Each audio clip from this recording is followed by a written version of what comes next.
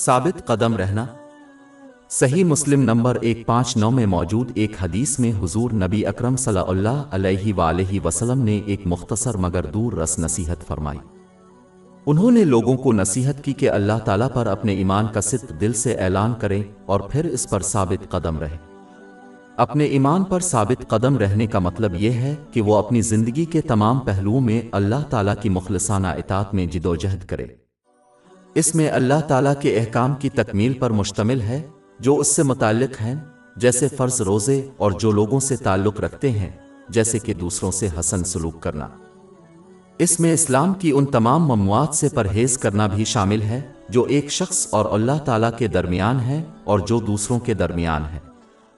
ایک مسلمان کو بھی صبر کے ساتھ تقدیر کا سامنا کرنا چاہیے اور یہ یقین رکھتے ہوئے کہ اللہ تعالیٰ اپنے بندوں کے لیے بہترین چیز کا انتخاب کرتا ہے۔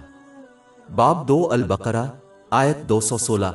لیکن شاید آپ کو کسی چیز سے نفرت ہو اور وہ آپ کے لیے اچھی ہو، اور شاید آپ کو ایک چیز پسند ہے اور وہ آپ کے لیے بری ہے، اور اللہ جانتا ہے اور تم نہیں جانتے۔ آخر میں ان پہلوؤں کو نبی کریم صلی اللہ علیہ وسلم کی روایات کے مطابق پورا کرنا شامل ہے۔ باب 3 علی عمران آیت 31۔ کہہ دو کہ اگر تم اللہ سے محبت رکھتے ہو تو میری پیروی کرو، اللہ تم سے محبت کرے گا اور تمہارے گناہ بخش دے گا۔ ثابت قدمی میں دونوں قسم کے شرک سے پرہیز شامل ہے۔ سب سے بڑی قسم وہ ہے جب کوئی اللہ تعالیٰ کے علاوہ کسی اور چیز کی عبادت کرتا ہے۔ معمولی قسم یہ ہے کہ جب کوئی نیک کام کرتا ہے تو اللہ تعالیٰ کی خاطر، جیسے دکھاوا کرنا۔ سنن ابن ماجہ نمبر 3989 میں موجود ایک حدیث میں اس کی تنبیہ کی گئی ہے۔ لہذا استقامت کا ایک پہلو ہمیشہ اللہ تعالیٰ کی رضا کے لیے عمل کرنا ہے۔ اس میں ہر وقت اللہ تعالیٰ کی فرمانبرداری کرنا اور چری چننے سے پرہیز کرنا شامل ہے کہ کب اور کن اسلامی تعلیمات پر کوئی شخص اپنی خواہشات کے مطابق عمل کرے گا۔ ثابت قدمی میں خود کو دوسروں کی اطاعت اور خوشنودی کے بجائے خلوص نیت سے اللہ تعالیٰ کی اطاعت کرنا شامل ہے۔ اگر کوئی مسلمان اپنے آپ کو دوسروں کو خوش کرنے کے لیے اللہ تعالیٰ کی نافرمانی کرتا ہے تو اسے معلوم ہونا چاہیے کہ نہ ان کی خواہشات اور نہ ہی لوگ انہیں اللہ تعالیٰ سے محفوظ رکھیں گے۔ دوسری طرف جو اللہ تعالیٰ کا سچے دل سے فرمانبردار ہے وہ ہر چیز سے محفوظ رہے گا، خواہ یہ حفاظت ان پر ظاہر نہ ہو۔ اپنے عقیدے پر ثابت قدم رہنے میں یہ شامل ہے کہ قرآن مجید اور رسول اللہ صلی اللہ علیہ وسلم کی سنتوں کے بتائے ہوئے راستے پر چلنا اور اس سے ہٹنے والے راستے کو اختیار نہ کرنا۔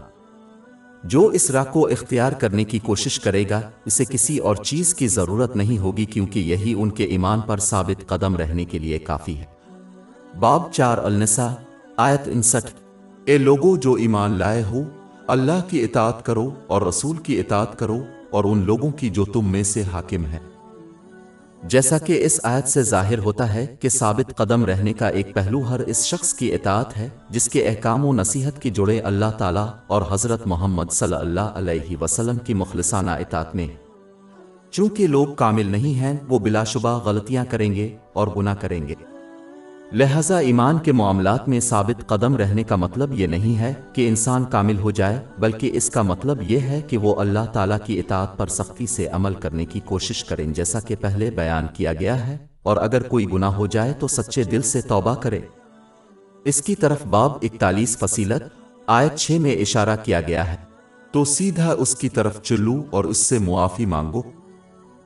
اس کی مزید تائید جامع ترمذی نمبر 1987 میں موجود ایک حدیث سے ہوتی ہے جس میں اللہ تعالیٰ سے ڈرنے اور کسی نیک عمل سے سرزد ہونے والے معمولی گناہ کو مٹانے کی تلقین کی گئی ہے۔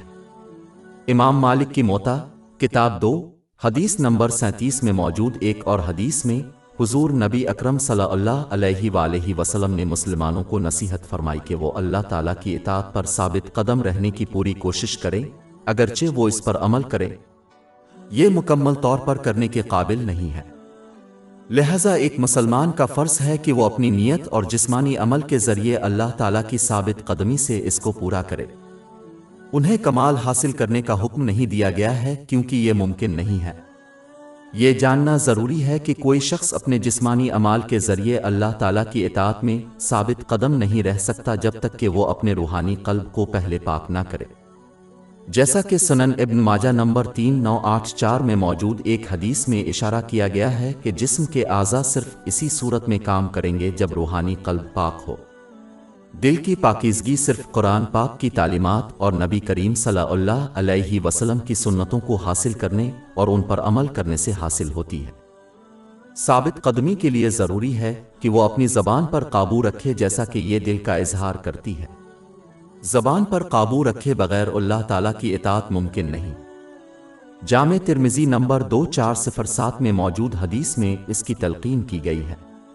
آخر میں اگر اللہ تعالیٰ کی ثابت قدمی میں کوئی کمی واقع ہو جائے تو اللہ تعالیٰ سے سچی توبہ کرنی چاہیے اور لوگوں سے معافی مانگنی چاہیے اگر اس میں ان کے حقوق شامل۔ باب 46 الاحقاف آیت 13۔ بے شک جن لوگوں نے کہا کہ ہمارا رب اللہ ہے پھر وہ راست پر رہے، ان پر نہ کوئی خوف ہوگا اور نہ وہ غمگین ہوں گے۔ ہماری ویب سائٹ www.sheikhpod.com پر 400 سے زیادہ مفت e books, audio books, infographics, podcast اور بلاگ دستیاب ہے۔